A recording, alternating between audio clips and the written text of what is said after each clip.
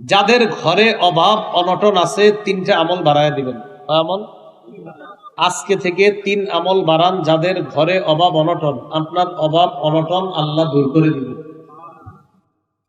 বলেন কল্যাণের দরজা কয়টা? 3টা। বলেন কল্যাণের দরজা কয়টা? এই নবীজি সাহাবীকে বলেন। 1 নাম্বার রোজা, এটা কল্যাণের দরজা। সোমবার বৃহস্পতিবার, মানে রমজান ছাড়া সোমবার বৃহস্পতিবার আর 13, 14, 15 আইয়ামে বীজের রোজাগুলো রাখতে পারেন। তো কল্যাণের দরজা 1 নাম্বার রোজা। 2 নাম্বার সদাকা, সদকা করা। কি করা? সদকা করা। নবীজি বলেন সদকা কি জানো? as-সাদাকাতু তুতফিউল খাতিআ কামা ইউতফিউল মাউন নার। সদকা এমন এক ইবাদত, পানি যেমন আগুনকে নিভিয়ে দেয়, সদকা সদকাকারী ব্যক্তির গুনাহকে ধুয়ে মুছে সাফ করে দেয়।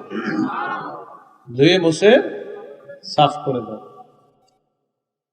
3 নাম্বার ওয়াসালাতুর রাজুলি মিন জাওফিল লাইল, রাতের বেলা তাহাজ্জুদ নামাজ। রাতের বেলা তাহাজ্জুদ নামাজ।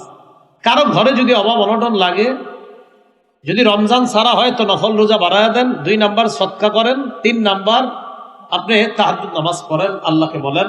রাসূল বলেন এই 3টা হলো কল্যাণের দরজা। এই 3 ইবাদত কোন উম্মত করবে তো কল্যাণ তার জীবনে আসবেই আসবে।